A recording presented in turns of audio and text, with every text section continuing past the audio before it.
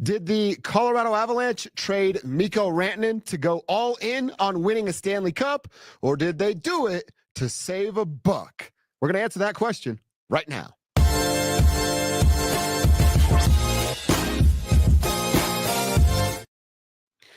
The news that shocked the Mile High City. Yeah, it came in a news dump time.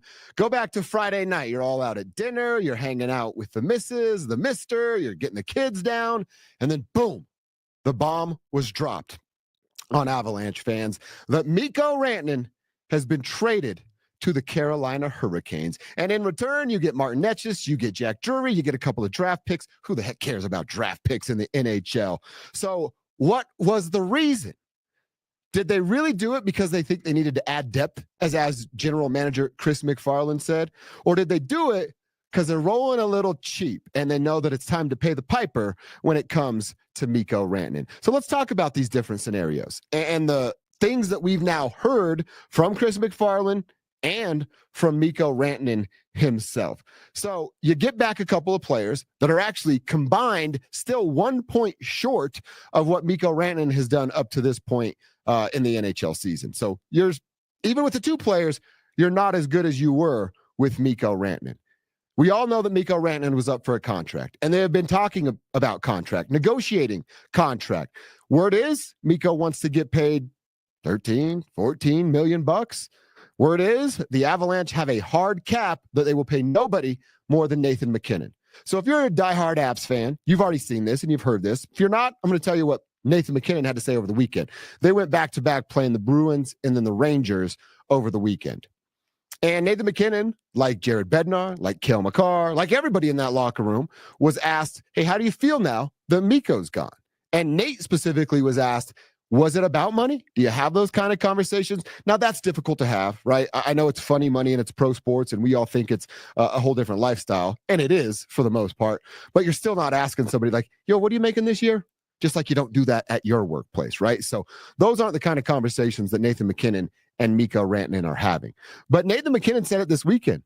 I don't care about who makes more money than I do. In fact, he said, quote, when Cale's up, the guy might make 20 per because of the salary cap going up and who Cale Makar is. So that nipped that all in the bud. Nathan doesn't care. You know what else I learned about Nathan talking about Mikko is that Chris McFarland or Joe Sakic did not talk to, consult, or ask Nathan MacKinnon how he'd feel about a Mikko Rantanen trade. So you know what it feels like to me? It does feel like to me that they were trying to save a buck. And I know there's a hard cap in the NHL, and Hockey Guy, in fact, bring it today in the comments. I want to talk to you. I want to have this conversation in the comments because I know you're stubborn. You're Hockey Guy. That's what you were born to be. But I'm not coming off of this hill. The Avalanche traded Mikko Rantanen because they believe in Gabe Landeskog. And I think that's a mistake. I think that's a big mistake. Now, if you were to address the Gabe Landeskog situation right here, right now, you're not saving any money this year. And you're still going to have to deal with salary cap hits moving forward because he's under contract for 4 or 5 more years at a big number, about 7 per. That's a big number in the NHL world. But now Chris McFarland has done 2 things. Chris McFarland picked Val Nichushkin over Nazem Kadri. That hasn't worked out, right? Chris McFarland has now, in my mind, again, bring it, Hockey Guy, has chose Gabe Landeskog over Mikko Rantanen. I think they're just being too nice to a Gabe Landeskog. And maybe I'll have to eat some words and I'll have to eat a bunch of crow and Gabe comes back and he returns to form and he's this great captain and dude that's playing on one of the top 2 lines. I'm not holding my breath for that. I think you're foolish if you are. So now Chris McFarland chose Val over Nas and has chose Gabe over Mikko.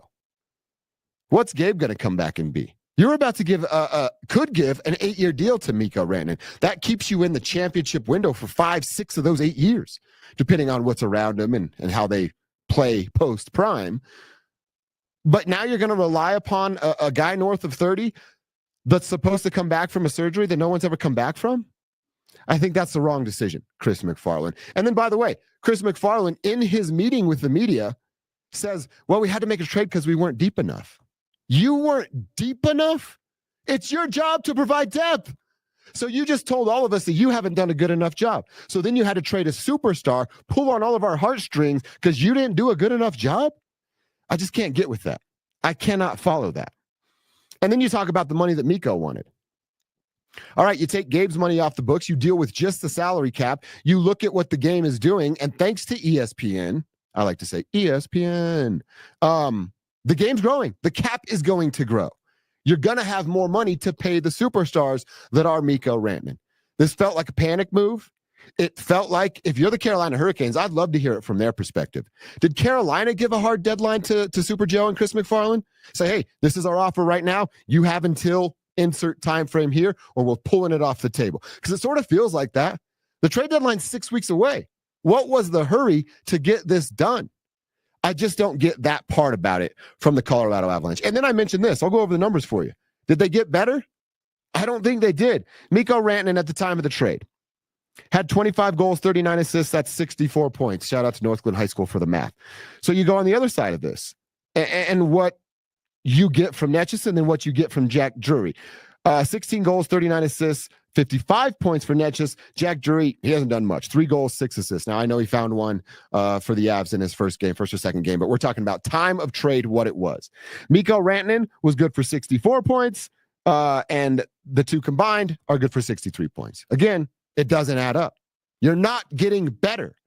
So I really want to give Chris McFarland and Joe Sakic benefit of the doubt. If there's one front office in this town that's earned it, we know that it is the Colorado Avalanche. Look at what they've done. Heck, look at what they just did a couple of weeks ago when they flipped Justus Annunen and Alexander Georgiev into the lumberyard that is Mackenzie Blackwood and Scott Wedgwood.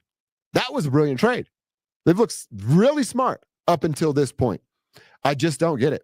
I don't think that I'll ever get it. And really, the only way that this gets better is, one, Necas shows up, his game gets elevated because he's playing with guys like Nathan McKinnon and Cale Makar, and they really go and make a deep run. I'm talking about, like, you probably got to at least get to the Stanley Cup final. And if you lose in it, then we lick our wounds for 48 hours, 72 hours after, then go, wow, what a run this team just made. But outside of that, I can't look at this as a good deal. And then there's the speculation out there, that they're not done because they have this 6 week time frame to work with, right? Well, pump your brakes on that. They've already made a handful of trades, and everybody is speculating that it's Sidney Crosby walking through that door. I don't know if that's the case. And in fact, if you're reading in the press clippings coming out of Pittsburgh, that's not the case. Because Sid the Kid, who's not a kid anymore, is talking about, I don't ever want to leave Pittsburgh. This is where I've done it. This is where I'm going to continue to do it. This is where I'm going to hang the dang skates up when I'm done playing hockey. So that feels like a pipe dream. You know what Sidney Crosby to the Avalanche feels like to me? It feels like the same pipe dream that Gabe Landeskog walks through that door and saves this season. Pipe dream. Nothing more than. And Chris McFarland just put his reputation, his legacy on that Gabriel Landeskog comes back and returns to form. So if they're not done yet, all right, I'll hold up a little bit. I'll try to pump the brakes before I just completely crush the moves that you just made.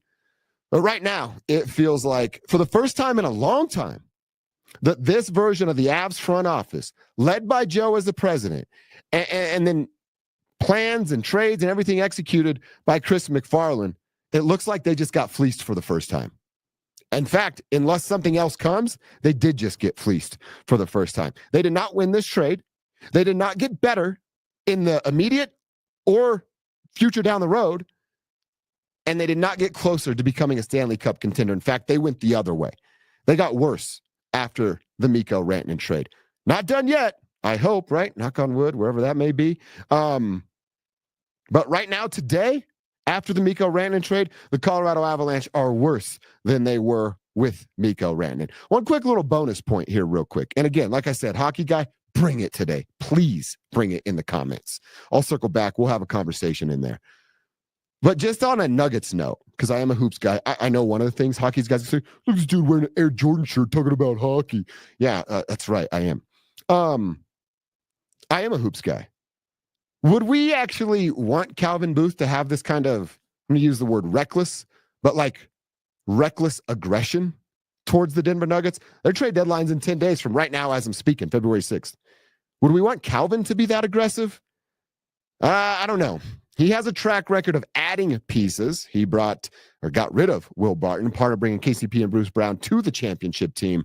But I wonder if the next 10 days, right, whenever you're watching this before February 6th, would you want Calvin Booth to be as aggressive as we just saw Chris McFarland being. Because as much as I'm upset about it, when I was searching and desperately seeking some sort of silver lining from this, that was really the only thing I could come up with of, all right, I can kind of respect that Chris goes, this isn't good enough, Chris McFarland. This isn't good enough. And I'm willing to do something uncomfortable to make it good enough. He hasn't yet, but he still does have 6 weeks. I might be intrigued to see how Calvin Booth kind of approaches this deadline with maybe something similar in mind. Or perhaps they're not even going to give him the chance because he's on his way out the door. Just something that kind of popped into my head that I'm curious as to how you think about it. But overall, the Avs are worse. Chris McFarland got bamboozled in this trade. And right now, your legacy is you traded one of the best Colorado Avalanche players in the history of the team.